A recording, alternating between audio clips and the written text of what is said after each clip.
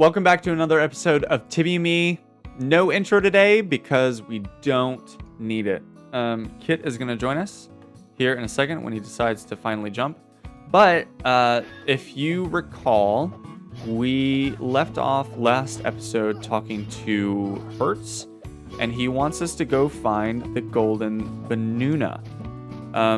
That's where you end, and that's where you start this next quest. So he tells you to go to the staircase over to the left, so you'll go past the little kind of guarded area with the little portal, the flames kind of. I actually don't know what you call those. What do you call those? Is it, anyone in the comments, please tell me what those are, because I genuinely don't know. You go through the little fiery portal guarded thing. Gate. That's what it is. Guys, it's been a long day. You go through the fiery gate in order to go through to the staircase over here. So, this is another maze, another labyrinth that you have to get to or get through in order to find Kurtz. And this one is fairly straightforward.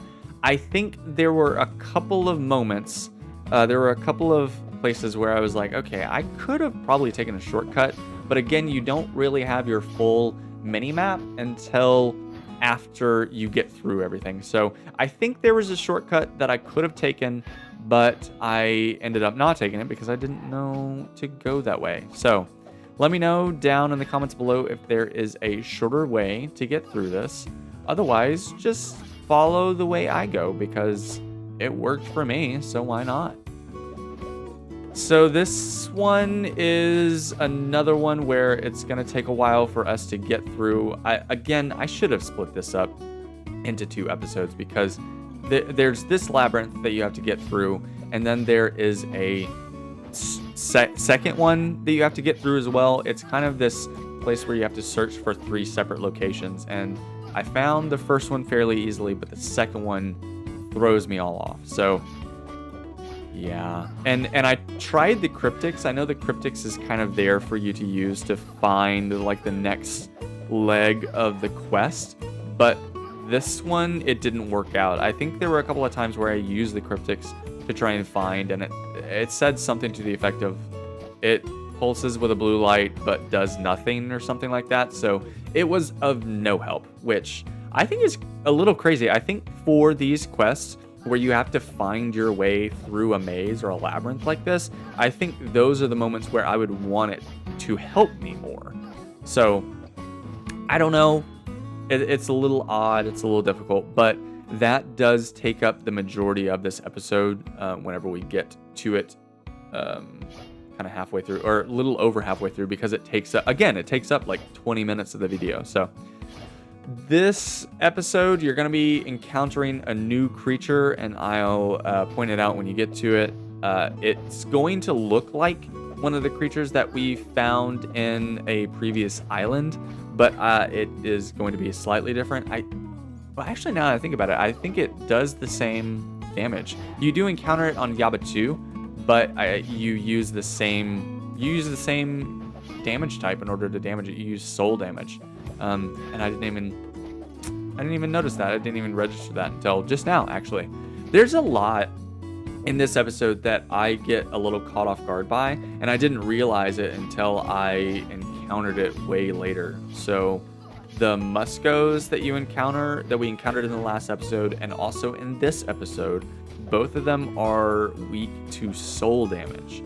And I actually didn't know that until after I got done recording and looked it up. So that's a little tidbit. I'll point it out to you when we get to it, but make sure to have your soul weapon on you. I don't think you don't need your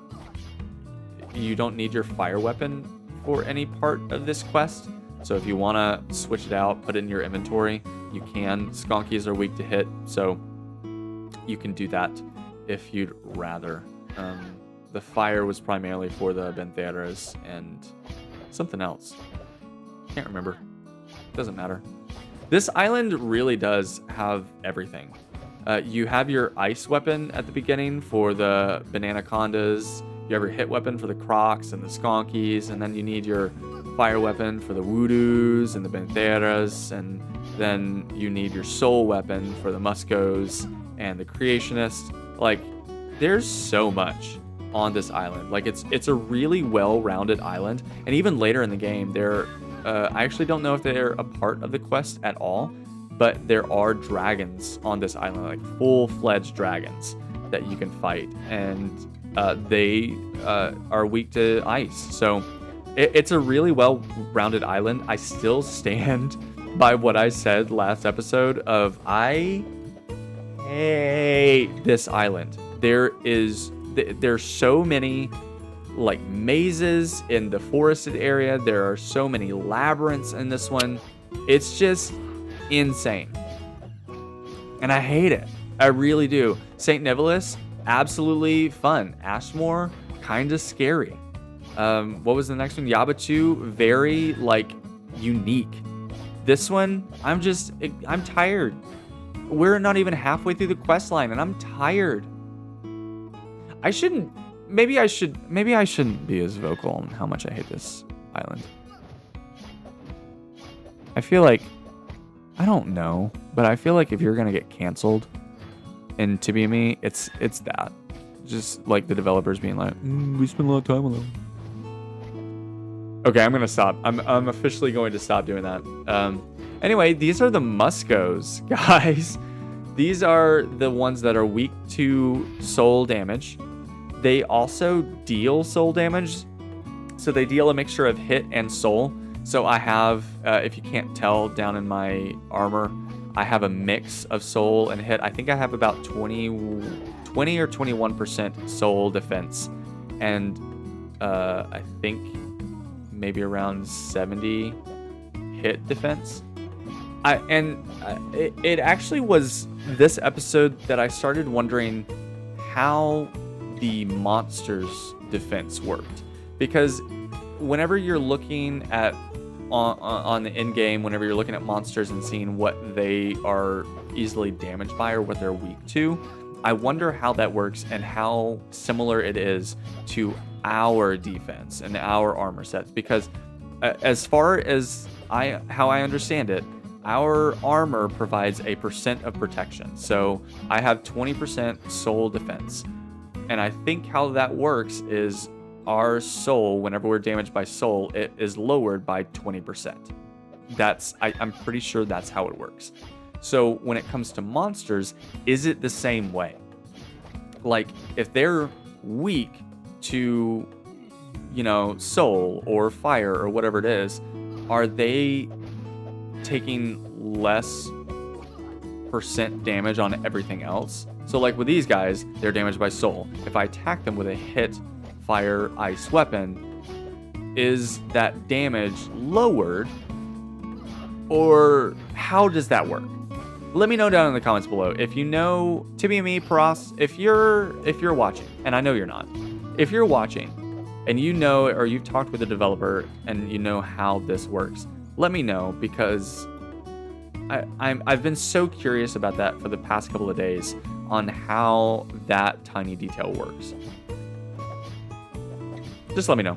So this is the area that Kurtz is in, and this isn't even a plateau change. There's a stupid amount of opponents in this one area. They keep coming, and I think the only reason I'm really able to take on this many opponents that are really this strong and tough is because of my skills. Like, I'm obviously using both of them at the same time in order to get through this. And even at the end there, I'm a little nervous because I'm low on health, I'm low on mana, and all of my skills are resetting or cooling down. So I'm a little nervous, and I think part of it is that I didn't have a soul weapon equipped. I think that would have helped me greatly. Kurtz is in here. Who are you? Not one of my men, that's for sure. From your looks, I would say you're a king's man sent to keep an eye on me, to make sure the price is delivered to the unworthy, but not on the throne, am I right? Were you sent to spy on me? Sent to help you. This guy's Palpatine. This guy is evil. Help me. Does it look like I need help? No, never. I reach Benunu even through the elements threw themselves against me. I found the ritual grounds and got the scriptures despite my men despairing. I even survived the treacherous and gutless attacks of 2 native tribes, and now I gathered enough followers here to continue the search. Want to say anything? Your methods are bad, Palpatine. Unsound methods, you say? Why, I lost my men on the way? No, they all knew that this was a dangerous mission before they volunteered. Each of these fell for the greater good. Regrettable, but sometimes necessary. And these creatures here, before I came, they had nothing. No order, no direction, no destiny, no vision. But now they have a leader. Someone they can adore, someone who thinks for them. Someone who makes them a part of something greater than themselves. The Benuna. The Benuna. Hurts. Yes, the monkey that calls himself a king. Pathetic. He sent you to get the banana back. You know this banana. Who said it's called a Benuna anyway? Benuna is the island. Well, this banana is the last remaining part of the ancient artifact of the Creator God. This fragment that looks ridiculously similar to a banana is the only thing that allows someone to access the sanctuary of the Creator God. I couldn't leave it in the hand of a monkey, you know. We have a mission to accomplish. Where is it? Well, I don't know where it is. Marlowe, my former assistant of mine, stole it. Where is he? He is dead? Don't look so shocked. He betrayed me and the mission. I only did what I had to do. Never made it from the plateau, so the banana must be still here. You know what? You will search for it. Bring it to me and we will continue the mission for the banner together. And I will reward you, of course. I pay you double the price that Hertz would pay. Did he say what his prize was? What? You came all this way without knowing what you get from it? Are you a soldier or an errand boy? You will never be a great leader, like myself, if you continue like this. Now go and find the banana. Should be in a tree stump somewhere. At least that's what his final words were. After you found it, bring it to me. To me and not to Hertz. Understand? Without the mission for the banner fails, and this would have dire consequences. So, again, no direction, but actually the golden Benuna, not banana, is nearby. So you're gonna come out here. Of course, everything has respawned, but you're gonna come out here and you're gonna go over to the right. Now, you kind of see these cloudy areas, and I saw someone comment or mention that they don't know if they get hurt or if they'll pass out when they're in this kind of clouded area. You'll see on the screen whenever we encounter it, or whenever we go into the clouded area, that your character does a little cough animation whenever it's walking, and you don't take damage, you're not hurt by it, but I don't know that if you spend time in the cloud, if you will eventually pass out from it. So you'll see here in a second whenever I go around and go through the cloud, it's this little huge clouded area over to the right that you're gonna be going through. Whenever you're in it, you cough, and I just immediately got out. So I went in, got the golden Benuna, and then I immediately got out. And that's all you have to do. But I do wonder if when you're in the cloud, if you will pass out eventually, or if it's just kind of this, just for effect, sort of. So right there, you see the cough happening, but it doesn't really say what happens. Once you get the golden Benuna, you can go back to Kurtz and give it to him, or you can go to Hertz and give it to him. Now, this entire time, you've kind of been gathering the story of what's been going on since Kurtz has kind of crash landed on the island. And just for me, personally, I've gathered that he's not the good guy. He seems to have gone crazy. He's ignoring natives, tribes, and customs and stuff like that. And he's kind of just like barreling through this island in search of power, basically. So you have the option of giving it to Kurtz, or you can go and give it to Hertz. And I'm not entirely sure how much it changes the story of it, because eventually you will go back to Hertz anyway, but you are kind of betraying Hertz a little bit. You're kind of betraying the natives. So I personally didn't want to do that, so I came back here and I gave it to Hertz. And I'll try and point out the changes as best I can for this next part, because it does change what you have to do whenever you give the golden Banuna to him. So as you can tell, I just don't care about the spikes anymore. I just kind of barrel through them. So you talk to Hertz. Hello, Xenius. Is this really the golden Banuna you're holding here, or are you just so happy to see me? That's funny. Really? What about Kurtz? Still playing his game? That's not good. I was thinking this was not the last we've seen of this treacherous snake. But for now, having back the Banuna is all that counts. And as a sign of our gratitude, I'm happy to be able to give you a covering deflector that shall shield you on your further endeavors. That's the pant I was talking about. Hey Xenius, welcome back, and thanks again for bringing back the golden Banuna. All is prepared for you, and you should be able to enter the sanctuary. Just leave the throne room to the southeast and present the Banuna once you reach the door, and don't forget to take the cryptics with you. Good luck. So, for this part, you're going to go over here to the right of the throne room, and this is where it's different. So if you had talked to Kurtz, you will then enter a little underground cellar area that he has, and you'll have to make your way through another cave that will eventually lead you to a part of the throne room. So he's going to give you a bomb, and you would make your way through the cellar and into this little wall area right there. So if you saw that kind of little crumbled area of the wall, you would go there, plant the bomb that Kurtz gave you, blast your way into the throne room, and then come around to this little wall area that you saw me walk through. So you saw me walk up to the wall. I used the golden Banuna on that wall, and it transported me through that area. Then I made my way through the aqueduct and then into here. So this is what I was talking about when I said we were going to encounter a monster that was similar but different. We saw these on Yaba 2, and these both are weak to soul damage. So you saw me equip my soul weapon when I started making my way through here. They can be also hurt by hits, but I don't think it's what they are most weak to. Soul is kind of their main thing. So your pet, wolf, Drake whelp, whatever you have, it's going to work here. You'll be fine. It's just you preferably want a soul damaging weapon. So this is the frustrating part of the quest. So you're going to be making your way through this area, and each little area has kind of a little puzzle that you have to figure out in order to make your way through.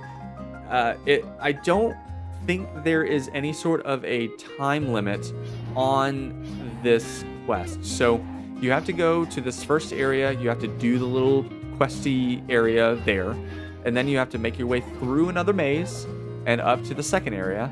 And I kid you not, in between the first and second area, I was recording for around an hour. That's how long it took me. So in that hour, the first puzzle didn't reset. So I don't think you have to worry about a time limit in this area. I think you can literally just kind of blow your way through it and you'll be fine. So I think as long as you don't leave this area, you don't have to worry about it resetting. So don't worry about a thing. I'm probably going to pop in and out when it comes to this episode, just because you don't need me to kind of show you around.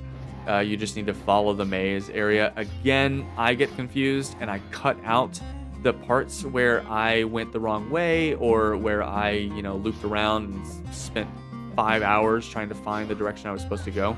So just follow what I show on the screen and you'll be fine. But I'm probably going to leave and come back for each separate part of the episode, just because you don't need to see me walking around, or you don't need me, dialoguing this entire time. I mean, you're here, guys, you are here at episode 75, okay? You have heard me talk for hours at this point. You don't need me to be spewing in my mouth anymore, because you've heard it all. You've heard it all. So, I also think this would go quicker if you had people with you. I think I've said it before, but I would love to like play and hunt and record episodes with you guys. And I feel like it's not a huge downfall, but it's I guess the most frustrating part of the game is the fact that like there are so many different worlds in this game, and it's so difficult to play with other people when you aren't on the same world as them. And it becomes difficult to create multiple accounts and keep all of those accounts like up to date when literally you're like you're mostly playing on one world. Like I have this one and my World 14 account, which is my OG account. That's the one I first had ever. And those are the two highest accounts that I have. Those are my highest level characters. And I have a bunch of other characters on different worlds, like World 1, World 7. I think I have one on World 33 now too. And it's so hard to keep up with them. This is the first area I was talking about. So you want to tap this first place, the second, and this last third one, and then you'll come over here to the right to lock it in. So it's that first left one, the bottom left one, and then the bottom right one. I don't think you have to go in any particular order, but I do think that you have to hit those three, and that's it. That fourth one, that top right one, don't have to hit it, but just those three, and then come over to the right to lock it in. Again, as I said, I don't think that there is a time limit. At least I didn't find it, and I was here for a long while. So don't worry about rushing through this next part. If you want to fight every single opponent, go for it. But make your way over to the second one, which is going to be up and in the center, and that's going to be your water one. So I'm going to go ahead and let you watch my direction and where I'm going, and I will see you when we make it to the water area.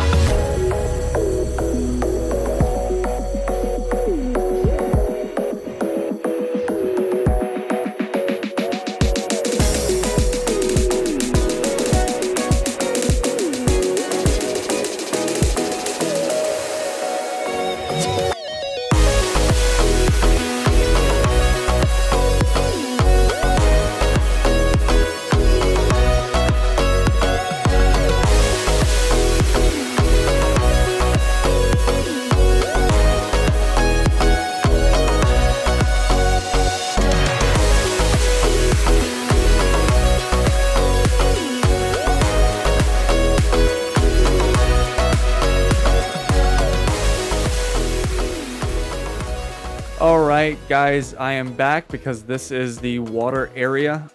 So first you're going to come over here to the left plate and you're going to step on it 3 separate times. Go over to the right and then step on it once. And then down to the bottom one to lock it in.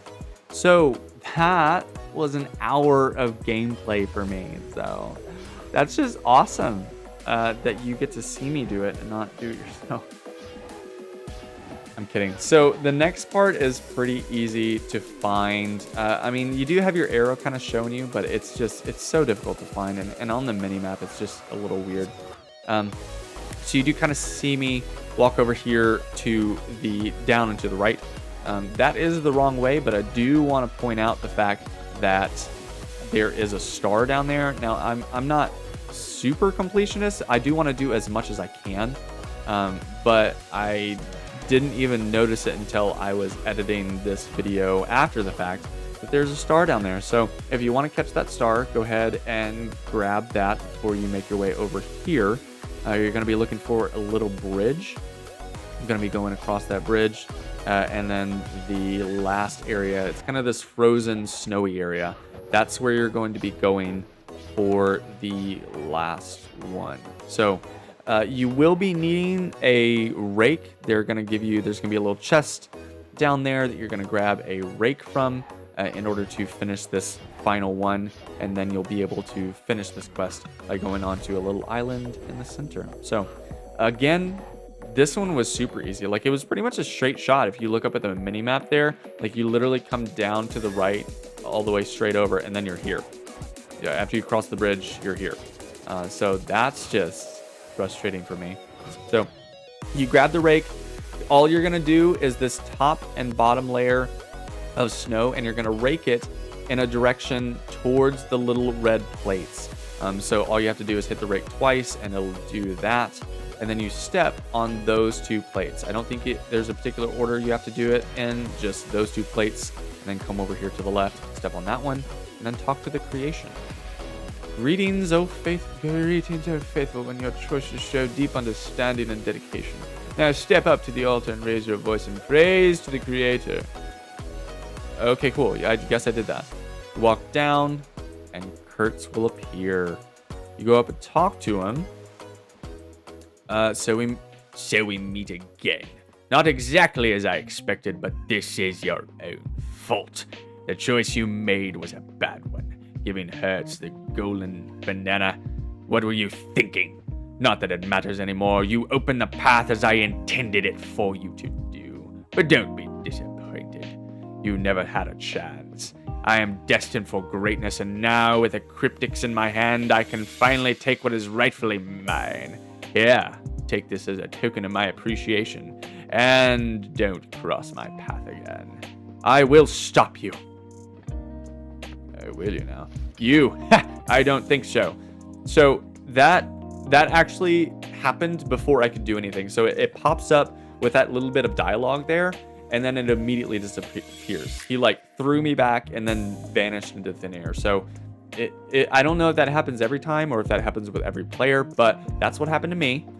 So I genuinely don't know what he said. I've thought about pausing the video and reading it, but I think for me, thematically, I like it a little bit better just because he hits me, throws me back, and I'm not able to react in time to stop him. Same reaction I had while playing the game. So I don't know. I think I like it. I think I like not knowing and being just kind of discombobulated, not knowing, but I don't know. I just think it's interesting that like I didn't even click away. I didn't do anything. That just happened. Like that's something the game did. So I kind of like it. So anyway, after that, you can make your way out of the cave the way you came back in. And then you're going to talk to Hertz for the next part of the quest. And I'll do that in the next episode. So thank you so much for watching. I will see you in the next episode. Bye-bye.